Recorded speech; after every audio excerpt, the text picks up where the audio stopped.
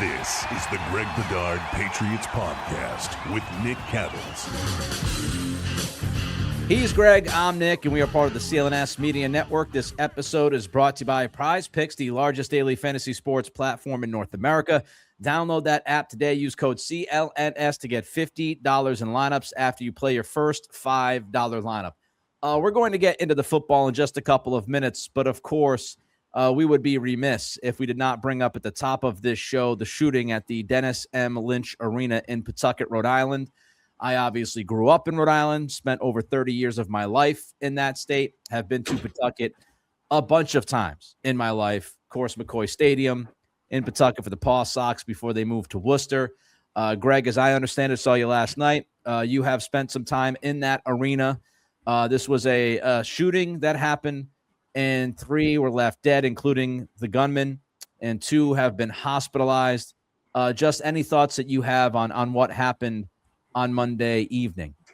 Yeah, I just, obviously the situation, not just for hockey parents, but for any parents, watching the video that was posted via Live Barn is sort of like just, every parent's worst nightmare. I mean, to see those kids in the middle of senior night, which, I just went through a year ago with my son. And yeah, I've been in that, we have been in that rink many times over the years. And, just to see those kids scurrying across the ice down at the benches. I mean, it made me sick to my stomach. I mean, and my heart sunk. I just wanted to take a moment, personally to, I know the local hockey community in New England is very close knit and sort of always come together for each other. And, I just wanted, everyone to know that you're in our thoughts and prayers. And, it's just, it was horrific what happened. And then there's the other camera angle, as the incident occurred, where you could see, I mean, the stands were absolutely banged out for senior night for an afternoon game in Providence during vacation week for the kids. It was just, it was sickening. I just, really feel for those players and the family members and, definitely thinking of them. Yeah, a couple thoughts here. Obviously, echo with what you said. The children involved, you've got a couple of children that now do not have their mother, stepmother, lost their brother in this incident.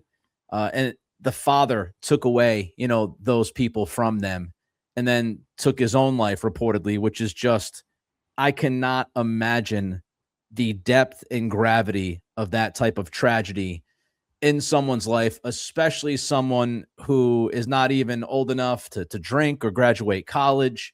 To go through that is just devastating. I know the family has a GoFundMe if you want to check it out. I actually tweeted it at Nick C Radio. I also want to mention a couple of other things here. Just, Columbine happened in 1999, and that was my senior year in high school. And so I never really grew up in fear of having this happen. And I can't imagine if I, with my anxiety and stuff and things that I go through on a daily basis, I cannot imagine how this would impact me as a young person. So I just hope the young people out there that have to think about this stuff happening and seeing these videos and social media being rampant and being on your phone and the screen time nonstop. I just hope that younger people can live their lives and fulfill their potential without having to be, thinking in fear every single day. And the final thing I'll say is this. Pawtucket Police Chief Tina Gonzalez, she said at the press conference that someone helped end this earlier than it could have ended. And there are videos out there of, there's at least one video that I saw on Go Local Prov that showed at least a couple people trying to stop this attack. And I would just say to them, thank you. And you never know how you're going to react. We all want to be the hero in our story. We all want to be that person that if you're in that arena and the gun is firing, you're going to be that person that leaps towards the gunman to help save people and stop even more tragedy from happening, but you don't really know how you're going to react. And it's not to say that the people that didn't do that failed in any kind of way, because you just don't know. Are you going to go into shock? Are you thinking about other things?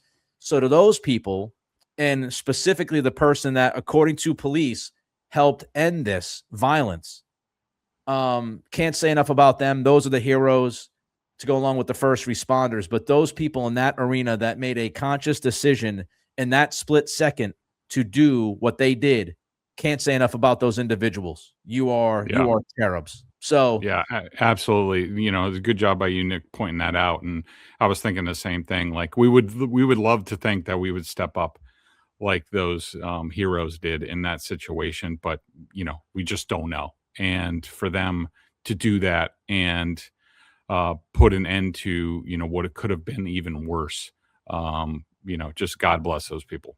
yeah, it's a tough jump to make from that to talk football, but that's what we do here. That's what people want, of course. Again, thoughts with those people that were involved, the people that were in that arena, having to just witness that and feel that. And there is the GoFundMe page if you want to find it. I think they've already have about $75,000 or so raised. They want to try to raise $100,000. So if you want to take a look and you have the disposable income, then please do. All right, let's get to the football.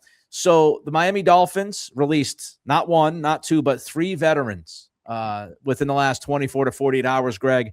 Tyreek Hill, Bradley Chubb, and James Daniels. I want to go one by one. Let's start with Tyreek Hill because he's the biggest, splashiest name. To you, does he make any sense for the Patriots? No, I mean, yes. I mean, if, you know, he's the cheetah of old and comes back from this injury, obviously. And I think that, you know, paired with Drake Maye's ability with the deep ball, you know, you could just imagine the possibilities. You know, however, there's a lot more to Tyreek Hill than just the big plays that he's made, you know, over the years, which were even really, if you look at it, were really declining even before his injury. And then you get off there's a whole bunch of off-field stuff, you know, what kind of teammate he is. I think we can all see how the Patriots, part of the reason for their success this year was the type of roster they constructed, the type of people they brought in to bridge the gap from the Mayo year into the Vrabel year. And I just don't think they're at a point like right now where you might say, okay, well, we've had our program going for multiple years. We know where the locker room is. We know the locker room can handle these things. We don't know who's going out and who's coming in this year, especially the people going out. I mean, you know, a guy like Stephon Diggs, is he out? And he was a great leader. Jeremy Springer said Mac Hollins and Stephon Diggs are two of the best teammates I've ever been around, ever. And, you know, he used to be with the Rams. And I just don't think at this point in time that Tyreek Hill, you know, not only do you have to worry about the injury, but the off-field stuff and his fit in the locker room. Now is not the time for a guy like that with the Patriots. Completely out on it. Even if he was healthy, even if you told me he'd be the Tyreek Hill of old, I have 0.0 interest. He's 32 in a couple weeks. But most of all, as you mentioned, the character, major questions. This is somebody who, you know, you could go look back at his college days and what he did. I mean, what he pled to is just disgusting and awful. And he's had multiple other things that have happened throughout his NFL career that, you know, you question whether or not he's ever really figured it out. And so I would be out on Tyreek Hill. I have no interest whatsoever to make a desperation type move for that player. Bradley Chubb. You know, really, I'm a no, but you know, he's got an extensive injury history, which is the biggest reason why I'm a no. We just went through this with Harold Landry. You know, that being said, if it's a rock bottom price, am I, you know, interested in it? Yeah, probably. But I was never really, you know, when he was healthy, I wasn't ever all that impressed with what he did With the Dolphins, the type of player he was, didn't seem to be all that disciplined to me. So I would say no. Plus, coupled with, and we'll be getting into this during the course of the offseason, but this draft is supposed to be very deep at the edge position, and that getting younger is something that would appeal to me. Yeah, I mean, I kind of feel the same as you do. I would say if others fall through, like this might be one of those very late signings. If he wants to sign super early and get something done, good luck to you. I want to Yep. look at other guys in free agency. I want to look at my own Caleb Chase on. I want to look at the draft. I want to get through the draft before I make a decision on Bradley Chubb. I don't think he's that type of guy that you show some crazy urgency and go out and grab. He did have 17 starts this past year, so tip of the cap for that. He was out there every week. He did have 8.5 sacks, so he was productive somewhat. And I think if other guys if other guys fall through and you can get them for a reasonable deal, then as an insurance option, not the worst thing in the world, but he would not be anywhere near the tops of my list. James Daniels, he's a guard. He's played left guard, right guard. He played a little bit of center. He is now available. Would you be looking at him as possible depth on the offensive line or maybe something bigger than that? At this time, no. I mean, he didn't stand out to me at all, prepping for the Dolphins this season. Pretty much other than Aaron Brewer, the center, I'm not really interested in any Miami Dolphins offensive lineman probably from the last 5 years.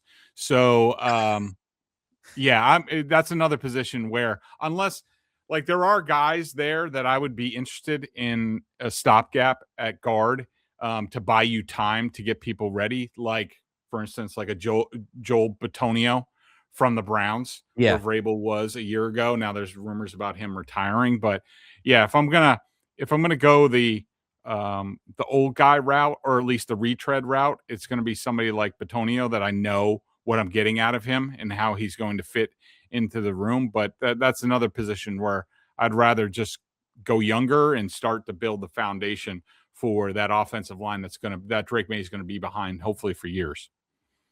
I'm okay with if you wanted to just give him a flyer and bring him into camp to possibly compete for a spot at the bottom of the roster. Wes Schweitzer comes to mind, who retired a day into camp this past year. People forget the Patriots even signed that dude. But because he has that versatility, left guard, right guard, center, he's only 28, but obviously the big red flag with him is he's played a total of 5 games the last 2 years. He played 1 single game last year. So you just wonder if injuries have caught up and if he's completely washed. But again, if you want to take a flyer, you want to invite him to camp, you want to see what he looks like, maybe he could hang on as an extra depth piece. Maybe he outshines a Caden Wallace or something. Then okay, but I would not be running to Miami or flying to Miami to try to get him done. All right, one last question I have for you about in-house before we get to the mailbag. Only 2 coaches, Greg, so far from the coaching staff have bid adieu. We talked about Robert Kugler, and apparently earlier today saw a report that defensive assistant Milton Patterson is also leaving. So nobody of significance here where you look at, coordinators or somebody who's intricately involved at structuring the offense or defense. Kugler is a nice piece, but he was the 3rd offensive line coach. And then you have a defensive assistant. How critical is it to you if the Patriots can keep the vast majority? Let's say these are the only 2 guys that leave this staff. How critical is continuity from this year to 2026 to try to build off what you accomplished this past season? Yeah, I think it's absolutely terrific in the best case scenario, for the Patriots. And just the ability. I mean, not only the coordinators, and we assume that Zach Core is going to get that job at some point in time. You got all the coordinators sticking around. You have all the position coaches sticking around. I mean, it doesn't get much better than that. And it gives these guys an opportunity, especially, with guys who, some of the guys who maybe, floundered a bit this season or, didn't develop as much, especially, like the rookies, for them, not just the offensive line, but, a Kyle Williams, a Braden Swinson. I mean, these guys now, these coaches know exactly where these guys are, how they got there, what they need to do to get better in the future. So I think it's outstanding news for the Patriots. All right, we got mailbag coming up, but first, Greg wants to tell you about Prizepicks. Shoot your shot on Prizepicks and get $50 instantly in lineups when you play your first $5. That's right. Prizepicks is now giving you $50 in lineups when you sign up and play your first $5. Prizepicks makes every dunk, every dime, and every board that much more interesting. So don't miss a chance to get started on America's #1 app for sports picks. My favorite thing about Prizepicks is picking multiple players in sports in the same lineup. With basketball back, I could put Jaylen Brown and David Pasternak in the same lineup and root for both. And by the way, game-winning goal for number 88 today. And I did look on Prizepicks. They do have the Olympics on there. So when Team USA plays probably Sweden on Wednesday, you can get in there. I'll be sitting down making all my picks because I will definitely be watching that game. Prizepicks is simple to play. Just pick more or less on 2 to 6 player stat projections. If you get your picks right, you could cash in. Pick from all your favorite sports, anything from basketball, baseball, hockey, UFC, soccer, college basketball, tennis, golf, esports, and more. Prizepicks now features early payouts. If your lineup gets off to a hot start, you may now have the option to cash out those winnings before the game even finishes. Download the Prizepicks app today and use code CLNS to get $50 in lineups after you play your first $5 lineup. That's code CLNS to get $50 in lineups after you play your first $5 lineup. Prizepicks, it's good to be right. Don't forget to subscribe to the podcast, like, and leave a review. For those watching the show on CLNS, go ahead and hit that like button and subscribe to the Patriots Press Pass YouTube channel where you can find our show and a lot of other great Patriots content. Also, please make sure to turn on your notifications so you know the instant a new video drops. And don't forget to check out Greg over at BSJ, $50 for the year. Bedard, Giardi tag teaming the Patriots with film and the best sources around. And let me just say this. I have not been able to read the story in its entirety because this thing is a magnum opus. I think it's 50,000 words. I got through, I think, roughly half of it, but shout out to Jack Simone, who is the new Celtics writer at BSJ, who replaced John Corrales, who moved on to SI. Congrats to John as well. But Jack Simone has a very in-depth, great story about the Celtics and how they are utilizing film this season. It is really, really good. Again, I'm halfway through. Can't wait to finish it. So check it out if you have the time and if you're interested in the C's. All right, let's get to some mailbag questions this week. Greg has filed through the ones that he wants to share with us here on this podcast. And we have, I think, a total of 7. So we'll try to get through this as quickly as we can. But let's start with, is it Jolene? I guess I'll go Jolene or Jolene. Yeah. All right. For Drake Maye, going through 4 playoff games, 1 on the road for the AFC Championship, Super Bowl, were daunting and provided a lot of experience. Which is more likely below and why? 1, the experience gained from this difficult second season will help him be a better quarterback. 2, the sting of losing the Super Bowl will put more pressure on him and hurt his development. Which one is more likely, Greg? First of all, I don't know how you feel about it, and I'm sure you'll let me know, but number 2 isn't even on my radar. It's really not. I mean, for a couple of different reasons. I think that number 1, Drake Maye is so young, and it was just his second season, his first full season as a starter. I think that he is the type of kid, for the most part, and we'll have to analyze the postseason a little bit more. And this past postseason will be more in context as we go forward in his career. But for the most part, this season, we always saw Drake Maye make corrections and get better. I think that it's absolutely number 1. I think that now he's going to understand. I remember I've had these conversations with NFL coaches before, especially guys who coach the quarterbacks or offensive coordinators. And, and especially when they talk about young players in this league and once they get to a certain level and they see certain things, like they really have no idea what they're in for and don't understand, especially some of the coaching that they get. Like, you'll be under coaches that have been in Super Bowls and things like that, and they'll tell you certain things about, what to expect. And this is what's going to be needed, and the mental grind that it's going to be, and the attention to detail and all that stuff. And you could say it as much as you want, and I'm sure a guy like Drake Maye was listening and nodding and understood and took it to heart. But you really don't understand until you go through it. And I think, to me, there was nothing better for Drake Maye's career than to go through what he did in the postseason in those 4 games, and they were all different.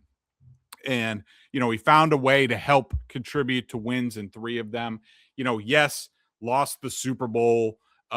Definitely lessons to be learned there. But I think that, from what I know about Drake Maye and his makeup, I think this is only going to drive him. Now, going forward, he's going to know exactly what to expect. He's going to know not only mentally, but also physically what it's going to take for 21 football games and how to take care of himself and the different defenses and how teams attacked him. And he'll be able to study the film, and there will be more film next year when all these teams, especially in the division, spend a whole offseason looking at Drake Maye film and figuring out how to beat him. He's going to have to adjust to that. So to me, and I'm sure you agree with this, Nick, it's clearly a way, number one, that the experience that he gained during this, which was totally unexpected from all of us, we didn't think that he'd be learning these hard lessons in year 1, but he did. And I think it's only going to make him much, much better going forward. I don't see him turning into a puddle. I think the other part of this conversation is that from his point of view, he's going to be better. He should be better. And he will understand the offense better. I think Josh McDaniels, remember he talked about filling the cup or whatever it was on the Julian Edelman podcast. Well, now he has the chance. Josh McDaniels has the chance to fill Drake Maye's cup with a little bit more knowledge and more information about this scheme. There's going to be a level of comfort in year 2 in this offense for Drake that he did not have. He's going to have go-to plays and feel better about those plays in certain situations.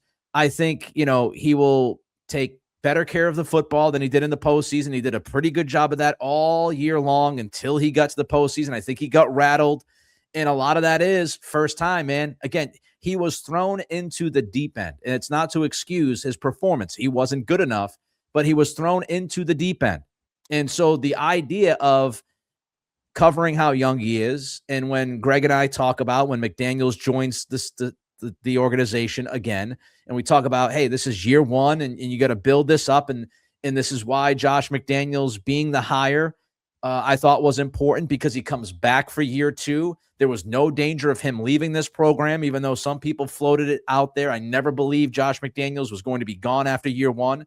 I was very confident he'd be here at least 2, if not 3, maybe even 5 years. So now Drake has more ammunition. And here's one more thing I would say. You would certainly hope, and Greg and I will cover this throughout the offseason, you would certainly hope that when Drake gets back to camp, he will have better players around him. Now, it's true, he had more talent around him this year. The offensive line was better than 24. The weapons were better than 24. But obviously the hope is that you go into 26 and you say the same thing. The weapons are better than 25. The offensive line is better than 25. His 2 young rookie offensive linemen will no longer be rookies. So you would I would anticipate a natural bump across the board for this offense. And you would also, if you add talent, that bump could be even larger. Let's get to Bay Area Pats fan, a new hope. Greg, I'm asking the age-old question again. How to improve this offensive line? Will developing Will Campbell and Jared Wilson be a big part of that answer? Yes, you would think so on the last part. They'll do it in a couple different ways. I mean, personnel is number 1, and we need to see, where Morgan Moses is. Is he going to come back? Is he going to retire? I thought in my final gradings, I thought he was the Patriots' best offensive lineman. Certainly Micah Wenu was very close, but I think it's more challenging, especially the slate of pass rushers that he dealt with, especially early in the season. Like the first half of the season, most of the strong pass rushers that the Patriots faced came against right tackle, not left tackle. And I think that Morgan Moses, and I think he was battling a lot of stuff physically. He didn't practice a whole lot, especially the second half of the season. But so we'll have to see there. But how does it get better? I mean, I think it starts with development, with Will Campbell and Jared Wilson. And first of all, they need to pick a position for Jared Wilson. I think that you have, um, obviously you have Bradbury at center. Do you bring him back? What do you do with him? They also, signed Ben Brown to an extension. Is he just sort of a early Ted Karras super sub that fills in, or he definitely gives you cover. Like if you say you go forward with the center position where you say, all right, well, we really want to give Jared Wilson a good chance there. We didn't do that because we didn't really have a left guard, probably because Wes Schweitzer retired. So we didn't really have that opportunity. Let's give him a good look there. Do you let Bradbury go knowing that you have Ben Brown? And if Wilson doesn't work out for some reason, Ben Brown can plug the gap there. I think that I don't think people really comprehend. There's so much judgment on rookies at any position. It really drives me up a wall that if guys don't all of a sudden like hit immediately, especially when they're like third or fourth or fifth round picks, they're like busts. I mean, these guys have been, when they come into the league, they've basically been going like nonstop since their last college campaign started, and never really get the proper strength and conditioning. They're getting ready for the combine, then it's pro days, then suddenly they're in an NFL building. Like, it's just, to me, it's wholly unfair. And not to say that it's always wrong, but Will Campbell and Jared Wilson, they both need to get a lot stronger. They both need to work on their technique, which I'm sure the offensive coaches, will drill down on. I think that, the more time that you have in an NFL system and NFL games, the timing, the quickness of it slows down for you. So, I have a lot of confidence that those guys will be improved going into year two. I think we've talked about it before. I think they need to go out and find a really nasty glass eating left guard. What do you do with Michael Wenu? I would probably sit tight with him for a year, because how much change can you endure on one offensive line? But, we'll have to see how that goes. But, I think pretty much anybody who watched the Patriots understands where they are. Campbell's going to get a shot at left tackle, at least for another year, or at least a majority of the season. But I think it's development and increased personnel. How all that fits together, we really don't know. We're not going to know until we see training camp. I did 30 strong minutes on the offensive line, Locked On Patriots, the episode today, Tuesday's episode. So I don't need to go too in-depth here. People can check that one out. But I will say, number one, Jared Wilson needs to move. The left guard experiment did not work out well. Up, down, mostly down. I've seen enough. I want to put him at center. He was one of the best center prospects in the draft last year. He was drafted as a center. Put him back to where he's supposed to be and see if he can win a competition, whether that's with Garrett Bradbury or somebody else. Cutting Bradbury will save you just about $6 million. That's something to think about if you want to try to fill other holes. If you're super confident that you're okay between Wilson and Brown at center, then maybe you make that move. I would not be opposed, though, to carry Bradbury through camp, have a competition between he and Wilson. If Wilson outplays him, you cut Bradbury, you move on. That's what you do, unless you want to keep Ben Brown as, backup center and backup left guard, and you keep Bradbury as backup center. You could also do that. But I would go in saying, all right, these are my options. Left guard, I agree with you, Greg. Go out there and find somebody. Go out there and sign somebody that is steady, that is good, that can help Will Campbell on the left side. I'm not touching the right side. And if you have any concern about Morgan Moses falling off a cliff, which is understandable, you have to be able to replenish at that position. And it's something that Greg and I have talked about all year long. And I would look at going young at right tackle. Mm-hmm. All right, next question. DH4691. Go young at right tackle behind Moses if Moses is good to go. I just want to clarify that. DH4691. How aggressive do you think the Patriots will be in free agency? Seems like they can generate a lot of cap space with cuts, restructuring to bring in new young talent if they choose. I'm going to answer this a couple different ways. Love it. Because I think DH is saying he's equating aggressiveness with spending. Yes. I wouldn't necessarily do that. I would say aggressive, like, last year their free agency I would term as aggressive. And yeah, they spent a lot on Milton Williams and Harold Landry, but I think that they, like for example, a guy like Kyrus Tonga, they identified and went after aggressively. Didn't pay him a lot, but they saw that guy as a fit, and I think that's going to be more the free agency. I do think that they will possibly get aggressive on the offensive side of the ball, as you're talking about. I think they'll look to upgrade some at wide receiver, also tight end, obviously. You know, say like they sign a Joe Bitonio at left guard, but it's not for big money. Is that aggressive? I think it's aggressive if they go out there and because Mike Vrabel has a relationship with him because he was in Cleveland the year before. To me, that's aggressive. I think you also need to, remember that the Patriots spent a lot of money last offseason in cash. We'll have to see how the Kraft's traditional budget, as far as that goes, how it applies to Mike Vrabel. In years past, you could almost write it down, like you could almost predict it ahead of time. When Belichick was here, when they spent big in free agency, like 2021, they went down the next year significantly to sort of even things out. And so, and there's also contract extensions, Christian Gonzalez, people like that who they want to resign. So if you're saying, are they going to be aggressive in like creating all this cap space and spending a bunch of cash, like over 300 million, like, 320 million, like this past offseason, I would say the chances of that are very low, but this is sort of the pairing of Mike Vrabel and Kraft is unprecedented. So we really don't know. Few things. I have some thoughts here. Robert Kraft is going to be 85 years young on June 5th. I do think that plays a role, especially given the fact that he just got a taste of being at the Super Bowl again.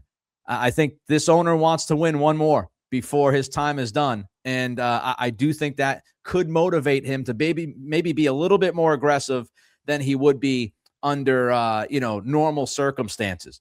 Number two, I would say, Christian Gonzalez, you're going to have to extend him. But the fact is that contract, you still have the club option 2027. His money's not going to hit this offseason, so you're still safe there.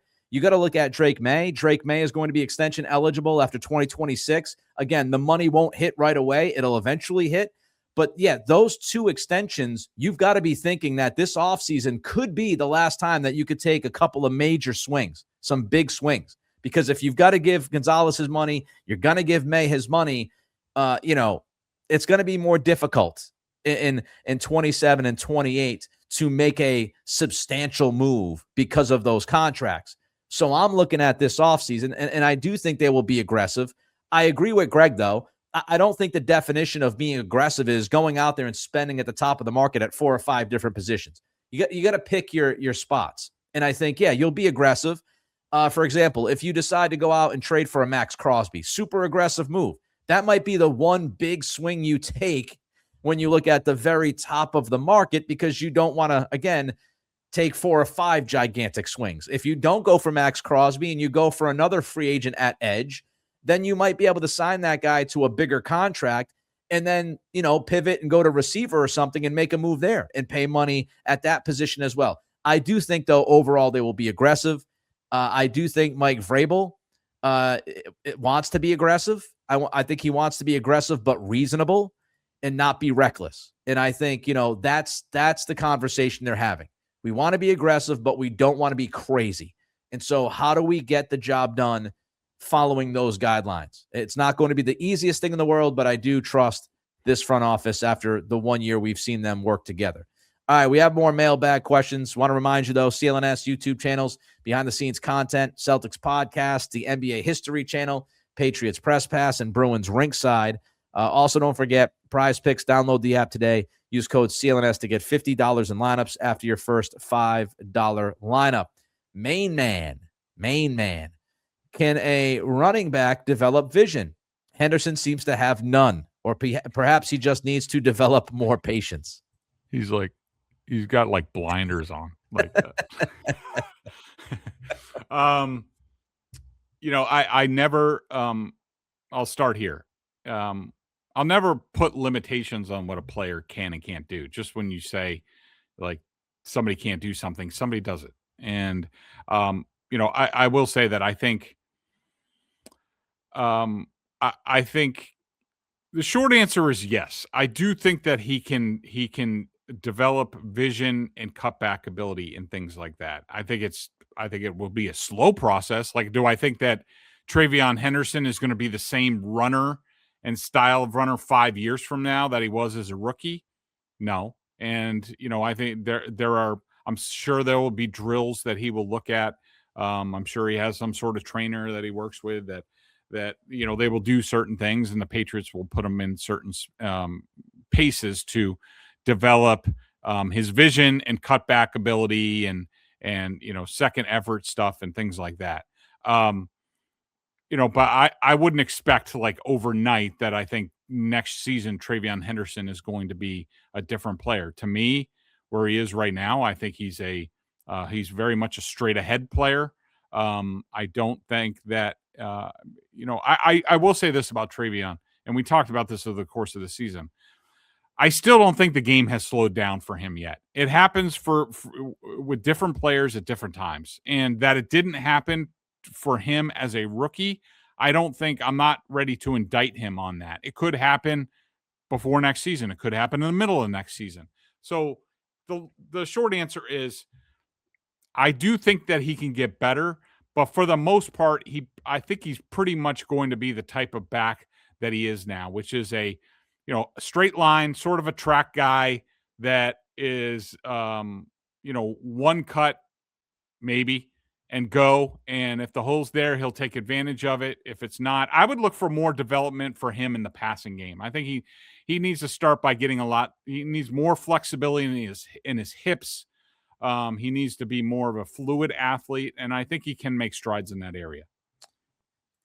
You stole some of my thunder there. I was hoping you wouldn't get to the receiving part, because I do think, if he can be an impact player catching the football, then that just changes the dynamics of this offense, and it really changes his impact overall on this offense. If he's somebody who's going to sit there and, catch 55, 60 footballs and make some explosive plays in the pass game, well, now that's just a different element that he brings, and it's really a different level of offense for this team if you can have that type of guy within the Josh McDaniels offense.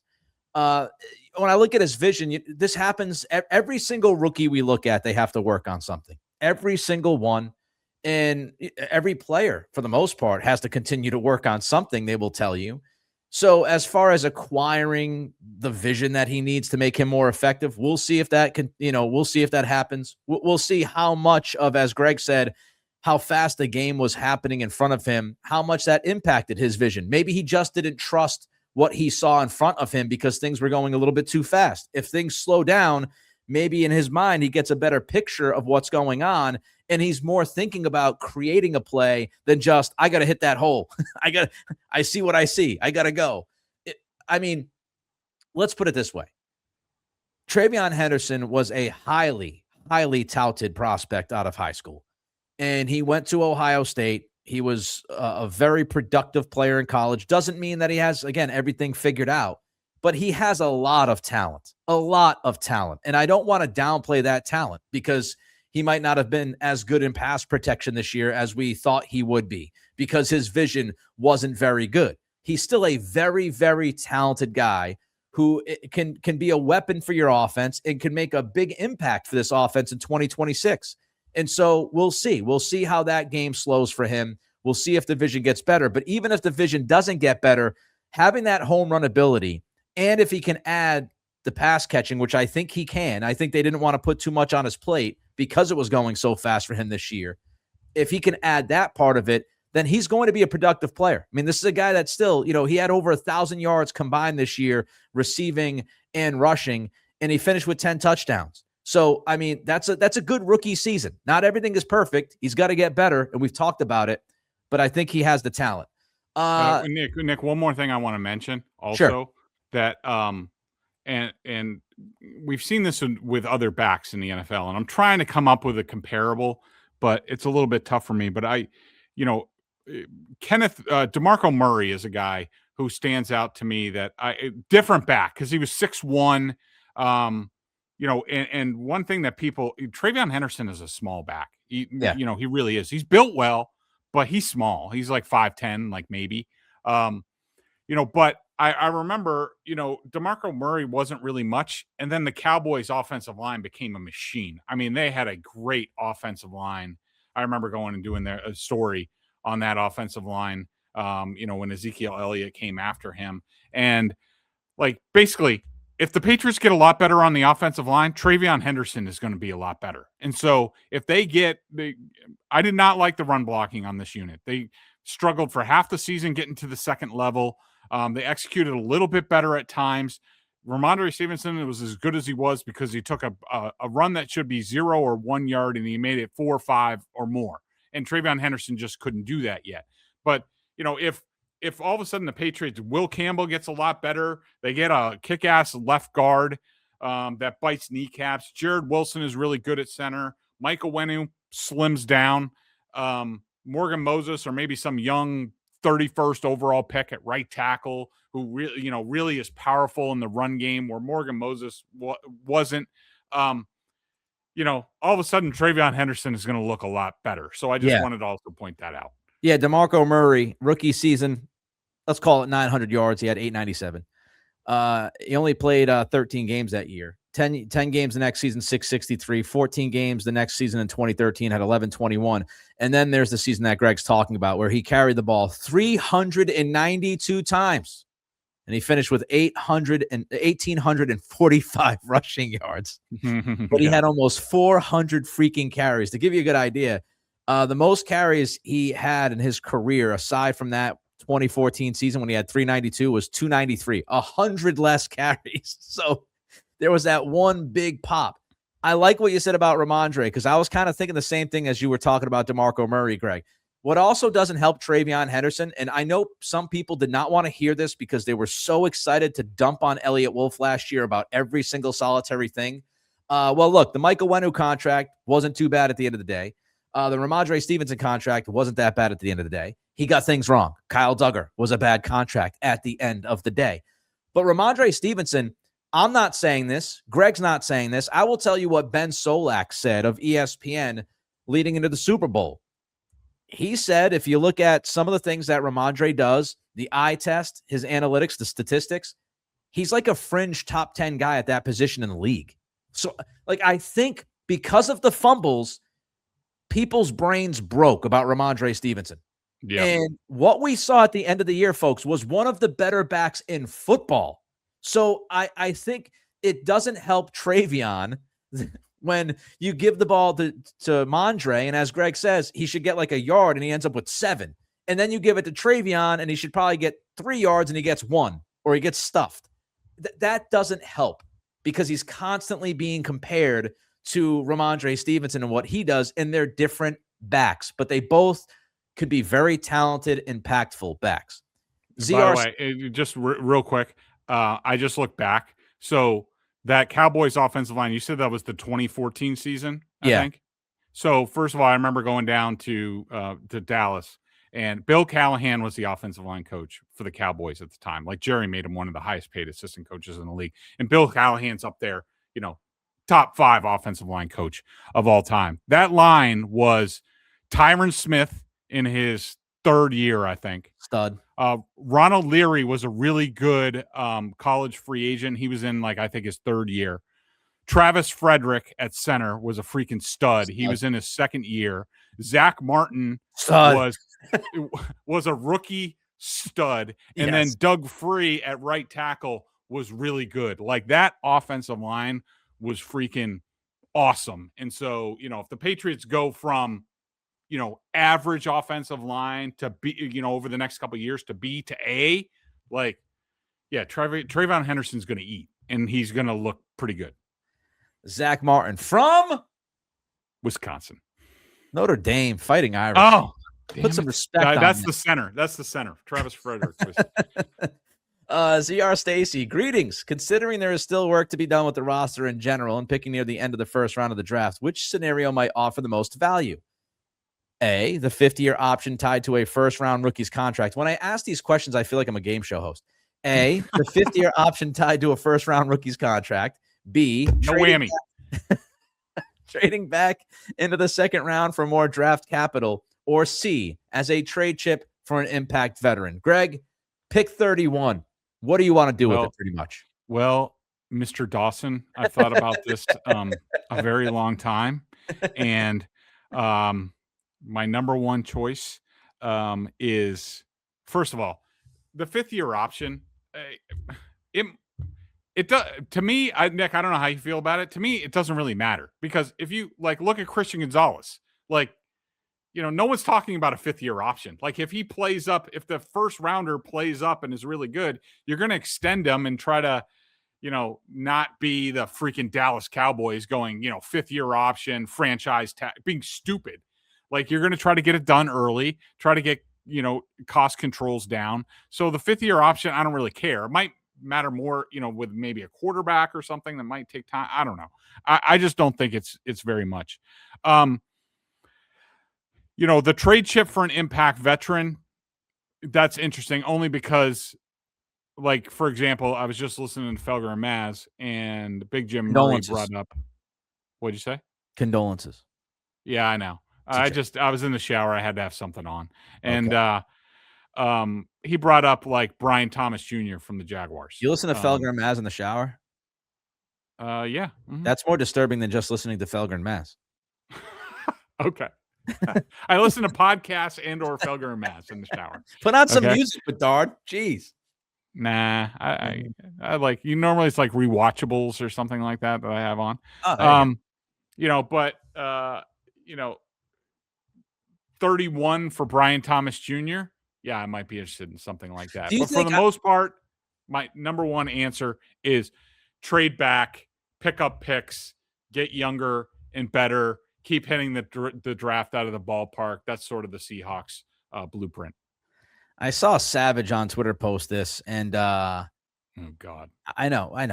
But I think it's a fair question to bring up, and it's something that I've thought about too, because I asked Kendra Middleton during the season what was wrong with Brian Thomas Jr. because he just disappeared this season, and she said he was hurt, he was dealing with an injury, maybe some personal stuff too. I do wonder. I know you got Jacoby Myers, but after the kind of rookie season Brian Thomas Jr. had, I'm not saying anything's wrong, but I do my homework. It feels like Jacksonville can't wait to get rid of the guy. And for his level of talent, I would just do the homework, and I'm sure the Patriots will, obviously. They'll do all the homework, but I wonder what's going on there. I don't want to. I mean, considering he's still under his rookie contract. He had a monster rookie season. I loved him. He was the wide receiver that I loved in that draft. Yeah, beast. And, there's talk about them moving basically Travis Hunter full-time to cornerback, an occasional wide receiver. And Brian Thomas Jr. fits in any offense. It's not like they're running the wishbone or anything like that. And they seem to be taking the next step. And if that team's willing to part with that guy on a rookie contract, you're absolutely right. Something is off. Feels like the Travis Hunter stuff is weird too. Not about Travis himself. He passes all the tests according to people. A tremendous human being from those who have met him and stuff. I'm not talking about that. I'm saying their plan for it seemed like they were trying to sell people oh, we have this plan, and then it just felt like they really didn't have the best of plans for how to deal with him. And then he gets an injury, non-contact. Of course, that stuff happens. But yeah, I mean, Brian Thomas Jr., if people don't know, this is a dude. His rookie season when Trevor Lawrence, it wasn't like Trevor Lawrence was awesome. 87 catches, almost 1,300 yards and 10 touchdowns. Almost 15 yards a catch. The dude was literally one of the better wide receivers in football in his rookie year. And then all of a sudden this year, it's like he played 14 games. He had 48 catches and 700 yards, 2 touchdowns. You just wonder. So, again, I'm sure the Patriots will do their homework, but something to keep in mind. Kurt and Simon. Greg, Given this was year one of a rebuild, I don't really understand the logic behind 2 first-round picks for Maxx Crosby. It's a deep edge and tight end draft, and let's stock the roster for a multi-year run. Lastly, at the bottom of round 1, edge or right tackle? BBA. So wait, this is the Maxx Crosby question. Yeah. Yeah, because I just wanted to look up. Look, I love Maxx Crosby. I have for years. I feel We like all I do. Dude's a beast. somewhat discovered him. Before he really hit big. Watching a lot of Raiders film, and he absolutely fits their program to a T on how hard he works. I've told this story before, where I'm watching joint practice with the Patriots, and Maxx Crosby was taking every one-on-one rep that he could take. He just kept jumping in. He would take like 5 or 6. Most veterans take like 1 or 2, but Maxx Crosby could not get enough. You can't get he absolutely would fit with what they do. Him and Milton Williams, by the way. Him and Milton Williams on the defensive line, those two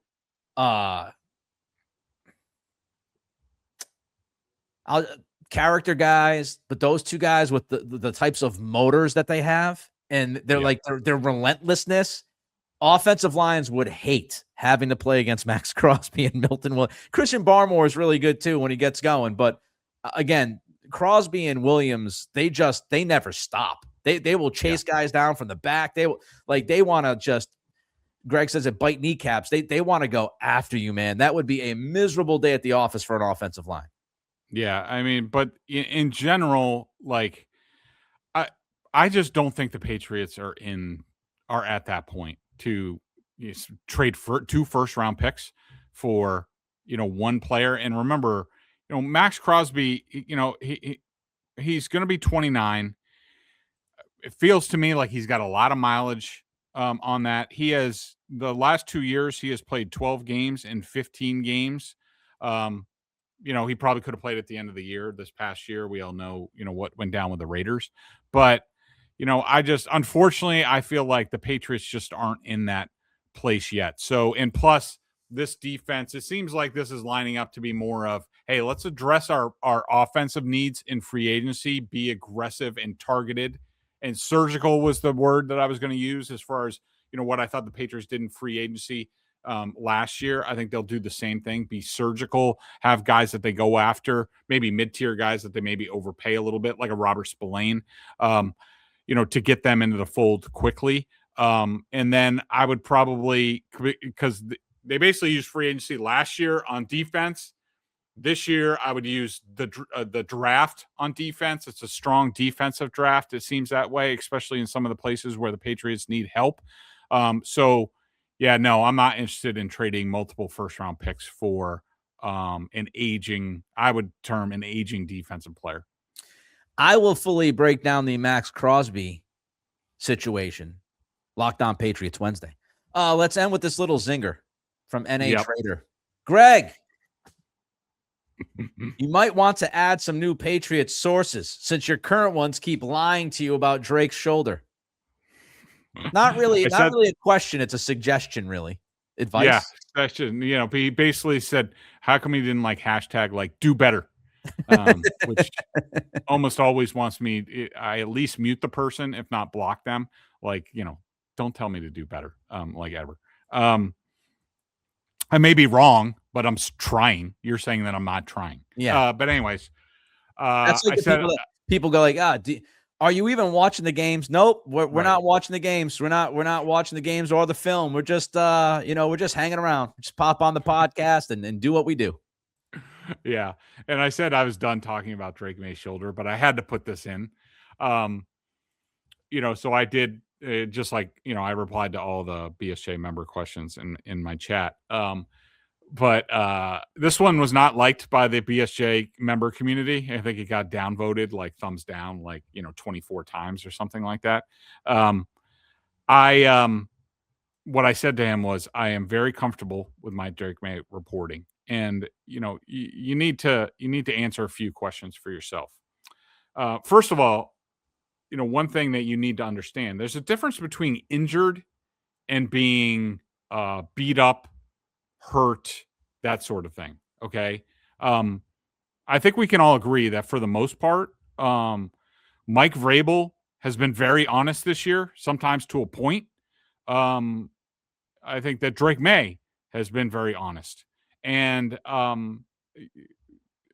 couple of things make me even more comfortable with my reporting. Okay. You have not heard one person from inside the building, okay, coaches, front office executives, anything. Not one person privately or publicly has come forward to say that Drake Maye was really hurt. He was really battling something. It really affected his play. Nobody has said that. Yeah. Nobody. There's just been talk radio hosts that have said, I think this, I think that. Drake Maye has said that, I don't know what his precise words were, but, he said something about like he got injured against the Broncos. So that's number one. It would be the easiest thing in the world for this franchise, even if it was borderline, for somebody to go leak it to one of the reporters that they're close to. And Mike Vrabel is close to plenty of national reporters. It would be so easy for them to take the heat off of Drake Maye and absolve him of the Super Bowl and say, look, you guys don't really understand what Drake Maye was going through. And he had to get shot up 5 times a day. And like his arm was hanging off. And you haven't even, none of his teammates have said anything about what Drake Maye had to endure. So I don't know if it's people that want to make themselves feel better that, wear I Love Drake Maye t-shirts and, he can never do anything wrong. Those aren't nice shirts. Those aren't nice shirts. They are. I don't know what it is, but other than the injury report, some videos and talk show radio hosts and what, Drake Maye in the build up to it, he says he feels great. He turned a corner, and then he comes out after he says that it wasn't an issue or it didn't affect him. He wouldn't say that. I don't know how many more different ways, how much more evidence do you need that, look, he might have been beat up. It might have affected him mentally. 21 games, 4 tough opponents, tough weather. We've been through it all. But, again, there's a difference between being injured and being hurt and dealing with something. And I would put it, Drake Maye was football fine. Everybody that I've talked to repeatedly before, after, since, they all say he was fine. And so I don't know what else to tell you. I really don't. I would add on this before we say goodbye. No reports of, I said this before we went into the Super Bowl, no reports of him getting checked by a doctor on the sidelines after that hit against Denver. Yep. No reports of him going to the blue medical tent to get looked at. No reports of him going back to the locker room at any point to get looked at.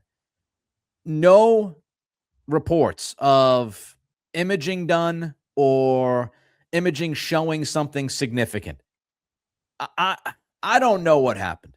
I don't have sources. I don't try to have sources. It ain't my game. It's my co-host's game. But I will tell you from hosting lots of shows in my life, those things come out all the time. When somebody gets hurt, this guy went to the blue medical tent. This guy was in the locker room for a few minutes. At halftime, he was complaining about this. After the game, he was complaining about that. He went to a doctor, to a hospital, get some imaging. A CAT scan's been done. An MRI has been done. They think this might be happening. They think this might be and we didn't see or hear any of that. And if you want to get at Greg, get at Greg. I'm not going to sit here and defend Greg. He's a big boy. He can defend himself. But nobody said anything. Nobody nationally, nobody locally, nobody got a morsel of information saying that this was a significant game-hindering type injury. Nobody said that. And nobody has said it since. So that's what we got. And the cherry on top is no need for postseason surgery. Yes, because we know Harold Landry came out and said, I gotta get something done with my knee. So that's the example. Okay. If you compare a Harold Landry, who played, by the way, in the Super Bowl, he was on the injury report constantly. He missed games. It was rather obvious he had an injury when he had the injury. And then after the season was over, and we see this in hockey all the time, guys play hockey. They're like, yeah, I was playing with like, half a kidney or whatever the hell. Like those guys are crazy. But Landry came out and said, yeah, I got to get my, I don't know the exact wording, but I got to get my knee looked at or worked on or get it fixed. So Harold Landry's telling you my injury was significant enough that I'm getting under the knife. I'm getting an operation on this knee. Haven't heard any of that. And Drake didn't say, I'm going to have to go see doctors. So again, from what we know, that what's been said and what's been reported, it just wasn't a significant enough injury to hinder his play to that point that we saw on Super Bowl Sunday. All right. We got to go, man. It's been about an hour. Hopefully everybody enjoyed this. We'll talk to you later.